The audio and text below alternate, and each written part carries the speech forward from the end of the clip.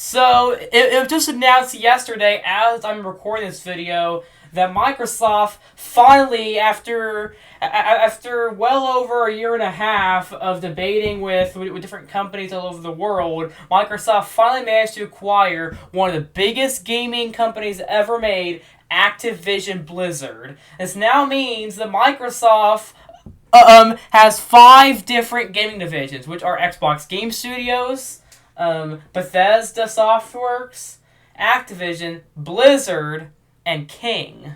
So yeah, they have 5 gaming divisions. This means that Microsoft now owns Call of Duty, Crash Bandicoot, Spyro, Tony Hawk. What else? They also own Overwatch, Diablo, StarCraft, Hearthstone, Warcraft, and then am I missing anything? Oh yeah, Candy Crush, and they also own one of my. They also own one of my biggest childhood obsessions, Skylanders. When I was a kid, I loved Skylanders all the time. 8-year-old me, or I guess like 9 or 10-year-old me when I started getting into it, was one of the biggest Skylander addicts in back in the day, possibly. I remember getting home in 2nd grade, playing it. I remember getting home every day from school back in 2nd, 3rd grade, playing some Skylanders on my Xbox 360, and then later on I got a Wii U and I played Superchargers and Imagineers on there. Before that, I played Spyro's Adventure through Trap Team on the Xbox 360. So yeah. So as a kid, I loved this franchise a lot. It means a lot to me. It had a special place in my heart for nostalgia alone. Without the nostalgia, there's still really fun games to this day. And yeah, they made 6 of them back in the day. Spyro's Adventure, Giants, SWAT Force, Trap Team, and Superchargers and Imaginators.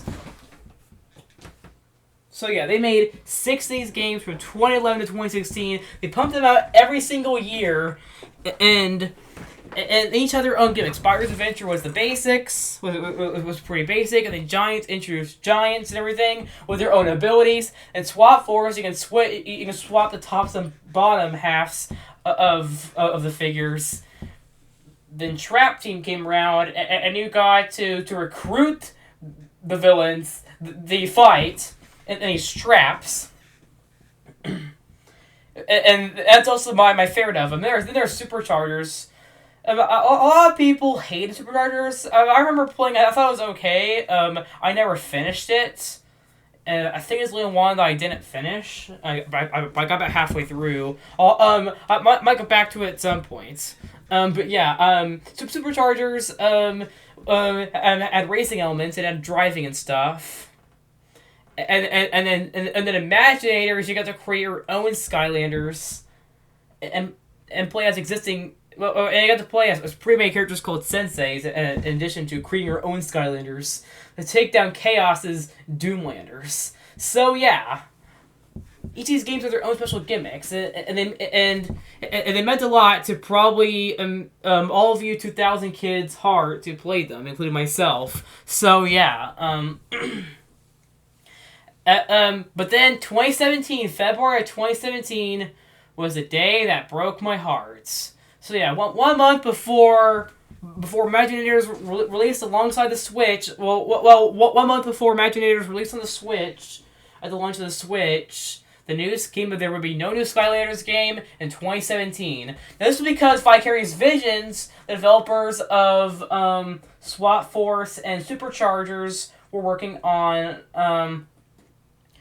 Crash Bandicoot Insane Trilogy, and the Toys for Bob made Spyro Reignited Trilogy and the later Crash Bandicoot 4, and then Beanox made Crash Team Racing Nitro Fueled. Each of the 3 worked on Skylanders games, so it was pretty clear the franchise was done for. And it's pretty sad. I mean, I understand that. I mean, the Toys to Life formula was fading, and it is dead. I mean, it was a fad from the early to mid 2000s. I mean 2010s, and it just died down. I get it. But now that Microsoft has acquired Activision Blizzard, I think the series returns a great return. Here's why. Now, despite the series being dead, there are still dedicated fans who still play these games and enjoy them and collect the figures. However, unfortunately, the PS4 and Xbox One versions of SWAT Force, Trap Team, Superchargers, and Imaginators are actually pretty expensive, believe it or not. These are not pricey. They are pretty expensive games, at least the PS4 and Xbox One versions. I don't know about the 360, PS3, Wii U versions, but I know the PS4 and Xbox One versions of SWAT Force onwards, as well as the Switch version of Imaginators, which was a launch title for the Switch, are pretty pricey nowadays and getting really expensive. So yeah. And now obviously, Spyro's Adventure and Giants weren't on the Xbox One and PS4 because the Xbox One and PS4 didn't exist yet. But the only way you can play those is if you have the original consoles on it. They're on. So if you have a Wii, a PS3, Xbox 360, or in Giant's case as a Wii U, you have to use those because Spyro Adventure and Giants are not backwards compatible on the Xbox One series. So a remastered collection that's all 6 games would be a great way to finally have them all together. And also, here's another thing. The Toys to Life formula is dead. I bet you're asking, hey, I thought that the Toys to Life were the whole point of it. Well, here's the thing. These games would play the exact same without the toys. You would play the exact same, and you have the toys built in. Now, Disney Infinity, which was a competitor to Skylanders, you can find all 3 of those available on Steam with the characters built in. I think Skylanders should do that too because, well, I mean, I get it. I get it that they're canonically toys that you put on the portal, but they can still make them canonically toys. I don't think it's gonna mess up the timeline because they're still canonically toys you put on the portal. And they could have a digital library or something like that, like what Imaginators on the Switch had. So yeah. And another reason I think it happened is because you see nowadays Activision only wants to make Call of Duty. Call of Duty is Activision's primary and mostly only focus since 2021. In fact, Vicarious Visions, who worked on the Skylanders games, and they also made the Tony Hawk's Pro Skater 1 and 2 remake, they got moved into Blizzard and instead just became a support studio for the Diablo 2 remake and later Diablo 4. So, yeah.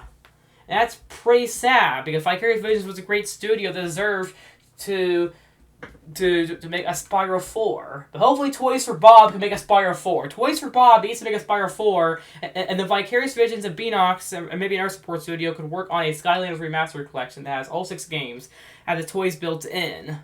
So yeah, it'd be a lot easier too, because here's the thing. Buying all the toys nowadays is still expensive, believe it or not, buying all the toys. That becomes a lot of money. It can cost hundreds of dollars just to get every Skylander ever. So I think it would make sense to have all the toys built into the game. Like, you can pause the game and then to change your character and stuff. That'd be perfect. So, yeah. And then another reason is because this series deserves another chance. You see, now, and I'm pretty sure Imaginators didn't sell that great, so Imaginators killed the series despite it being widely acclaimed by fans. I thought it was the second best one, right behind Trap Team. My ranking from worst to best. My ranking from worst to best would be Superchargers, Spyro's Adventure, Giants, SWAT Force, and then Imaginators, Trap Team. That's my ranking of them. So, yeah. here's the thing, this game still have a dedicated fan base that want a collection of all 6, or a revival in some way. I mean, I remember about 2 years ago, they did a 10th anniversary stream or something like that, but there was still no new news of any kind of revival in sight. I mean, here's the thing, Activision needs to do more than just Call of Duty. They can't just be the Call of Duty studio. They need to have more games. Now, and another reason I think it's happening is because it can also build up Game Pass. You see, Microsoft buys game studios to help build up their collection, and for Game Pass, because Game Pass, Microsoft's main focus now. So what they get, now we know that obviously all the Call of Duty games and the Crash Spyro remakes, as well as Crash 4, obviously, and Crash Team Rumble as well. We know that there are other back catalog games could come too. I can't remember what other games they made, but I guarantee you that every Activision game that has been released on Xbox One or PC or both, or Xbox Series, or backward or original Xbox or 360 game backwards compatible, is gonna be on Game Pass in the near future. Now, the only Skylanders game they can buy digitally is Superchargers. So yeah, Superchargers you can buy is the only one you can buy digitally, as long as you have a portal, obviously, and some figures. As the rest, well, obviously because you need portal and figures and stuff, they were not released digitally except for Superchargers for some reason. So yeah. Having a Skylanders collection could help build up Game Pass. Yeah, it'd be a collection. I mean, now most likely it would be a cross-gen collection with all 6 games built in. It will likely be released on the Xbox One, the PS4, the Switch, the Xbox Series, the PS5, and the PC. Now, I assume that, well, obviously, Spyro's Adventure with Giants would be enhanced versions for, like, all the versions. And then Swap Force to Imagineers would be the exact same on Xbox One and PS4, but they would be enhancements for the Xbox Series and PS5. And Twitch would run about the same as the original versions did. Well, Imagineers was already on the Switch. It was a launch title for the Switch. Anyways, at this video, see you guys next time. Agent S out.